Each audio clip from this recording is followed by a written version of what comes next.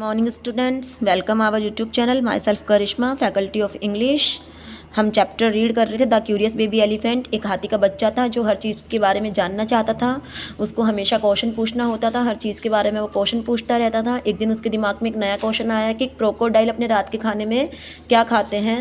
तो उसको एक कोलो कोलो नाम की बर्ड मिलती है। वह वहाँ जाता है और उससे पूछता है, तो वो उसको बताती है कि आप अपने लिम्पोपो रिवर पे चले जाओ, वहाँ आपको अपने सारे क्वेश्चन के आंसर मिल जाएंगे। वो लिम्पोपो रिवर तक पहुँच जाता है। वहाँ जाके उसको एक क्रोकोडाइल मिलता है। वह उससे पूछता है कि आप रात के खाने में क्या खाते हो। क्रोकोडाइल उसको उसकी जो लिटिल नोज़ होती है, छोटी सी जो नाक होती है, पहले जब हाथी के सूंड नहीं हुआ करती थी तो उसकी एक छोटी सी नाक होती है, उसको अपने दांतों में दबा लेता है। उसके बाद आज हम देखते हैं कि हाथी के बच्चे के साथ क्या होता है, क्या करता है वो क्रोकोडाइल उसके साथ। आगे का चैप्टर हम रीड करते हैं। तो चलिए बच्चों, हम रीड करते हैं। I think, said the crocodile between his teeth, I think today I will begin with you, elephant's baby. Crocodile उसकी नाक को जब अपने दांतों के बीच में दबा लेता है तो वो कहता है कि मैं सोच रहा हूँ कि आज मैं तुमसे शुरू करूँगा, मेरा दिन आज तुमसे शुरू होगा। क्रोकोडाइल कहता है कि मुझे लग रहा है कि मेरा आज का दिन तुमसे शुरू होगा, कि आज मैं तुम्हें खाऊंगा। The baby elephant new he was in big trouble. Baby elephant समझ गया था कि आज कि अब उसके लिए बहुत बड़ा खतरा है। बिग ट्रबल यानी बड़ा खतरा। हाथी का बच्चा जान गया था कि यहाँ बहुत बड़ा खतरा है। ही सेट बैक ऑन हंचेज। वह पीछे होके बैठ जाता है, अपने जो पीछे के जो उसका हंचेज होते हैं, जो पीछे की जो जांग होती है उसके बल बैठ जाता है। एंड पुल्ड, और अपने आप को पीछे खींचता रहता है। The crocodile slaps in the water and pulled. Crocodile अपने आप को, हाथी के बच्चे की जो नाक को मुंह में लेके अपने आप को पानी में खींचता रहता है। Both of them pulled. वह दोनों पानी की ओर खींचते जाते हैं। And the elephant's nose kept scratching. और जो हाथी के बच्चे की नाक पे क्या होते हैं, बहुत सारे स्क्रैच हो जाते हैं। क्यों हो जाते हैं उसकी नाक पे स्क्रैच? क्योंकि जो क्रोकोडाइल होता है वो अपने मुंह में उसकी नाक ले लेता है, तो उससे जो क्रोकोडाइल के जो टिथ होते हैं उसके टिथ से जो हाथी का बच्चा होता है उसकी नाक पे स्क्रैच हो जाते हैं। The crocodile slapped in the water and pulled. Crocodile अपने आप को क्या करता है, पानी के अंदर खींचता रहता है। Both of them pulled. दोनों पानी के अंदर खींचे चले जाते हैं। And the baby elephant's nose kept scratching. और बेबी एलिफेंट के नाक पे स्क्रैच होते जाते हैं। एंड स्क्रैचिंग, और स्क्रैच होते जाते हैं। एट लास्ट में when the crocodile couldn't pull any more. और जब लास्ट में क्रोकोडाइल ज़्यादा नहीं खींच पाता है, ही लेट इट गो, तो वह हाथी के बच्चे को जाने देता है। जब लास्ट में क्रोकोडाइल हाथी के बच्चे को और ज़्यादा नहीं खींच पाता है तो वह उसको जाने देता है। Third, fall the elephants baby with a big third right on his big broad bag. Third, जैसे ही क्रोकोडाइल हाथी के बच्चे को छोड़ता है तो हाथी का बच्चा पीछे के साइड जाके गिरता है। He looked at his nose. वह अपनी नाक को देखता है। He could not she where it ended. और वह अपनी नाक का एंड नहीं देख पाता है। वह अपनी नाक को देखता है लेकिन वह अपनी नाक का एंड नहीं देख पाता है कि मेरा नाक कहाँ ख़त्म होगा। It was long, so long. वह बहुत बड़ी हो जाती है। सो लॉन्ग, बहुत ही बड़ी हो जाती है क्या उसकी नाक। He could swish it around. वह उसको इधर उधर घुमा सकता है। वो देखता है कि मेरी नाक बहुत लंबी हो गई है। जैसे क्रोकोडाइल उसकी नाक को खींचता जाता है, नाक को मुंह में रखता है, दांतों के नीचे दबाए रखता है, और फिर जब उसको पानी के अंदर खींचता जाता है तो उसकी नाक बहुत लंबी हो जाती है। फिर वह नहीं देख पाता कि मेरी नाक कितनी लंबी हो गई है, कि इसका एंड कहाँ हो रहा है मेरी नाक का। तो वो देखता है कि वो इसको इधर उधर घुमा सकता है। But it hurt him awfully. लेकिन उसको ये अच्छा नहीं लगता है। किसको? हाथी के बच्चे को ये अच्छा नहीं लगता कि मेरी नाक को क्या हो गया है। शो ही रैप्ड, इसलिए वह ढक लेता है द नोज, अपनी नोज को, इन कूल बनानाज लीव्स, जो केले के पेड़ की जो पत्तियां होती हैं उससे अपनी नाक को ढक लेता है। And waited for hit his string. और उसके छोटे होने का वेट करता है कि जल्दी से छोटी हो जाए, वापस पहले के जैसी हो जाए।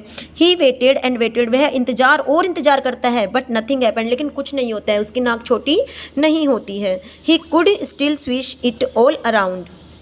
वह अभी भी उसको इधर से उधर हिला पा रहा था। At the end of the third day, अब 3 दिन हो चुके थे उसको इंतजार करते हुए कि मेरी नाक छोटी हो जाए। A fly came and stung him on the shoulder and before, एक थर्ड डे 3 दिन हो चुके थे उसको वेट करते हुए। एक मक्खी आती है, ए फ्लाई कैम, एक मक्खी आती है एंड उसके शोल्डर पे बैठ जाती है।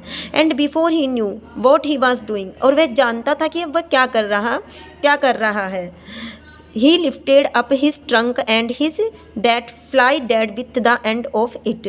वह क्या करता है, अपने ट्रंक को उठाता है, जो उसकी नाक लंबी हो चुकी होती है, जो सूंड बन चुकी होती है, उसको उठाता है और उसको उसके सूंड से उड़ा देता है उस मक्खी को।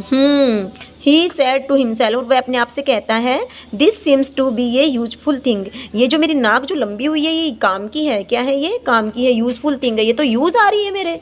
ही फेल्ट बेटर नाउ, अब वह उसको अच्छा महसूस होता है। एंड हैंग्री टू, और अब उसको भूख भी लगती है। 3 दिन तक तो वो अपने नाक के छोटे होने का वेट करता है, लेकिन 3 दिन बाद भी जब कुछ नहीं होता है तो वो और जब उसके शोल्डर पे मक्खी आके बैठ जाती है तो वो मक्खी को उड़ा पाता है, तो वो सोचता है ये जो मेरी नाक है ये तो मेरे काम की चीज़ है एंड अब मुझे अच्छा लग रहा है और मुझे भूख भी लग रही है। He put out his long nose, वह अपनी लॉन्ग नोज को उठाता है, अपनी जो लंबी नाक है उसको उठाता है।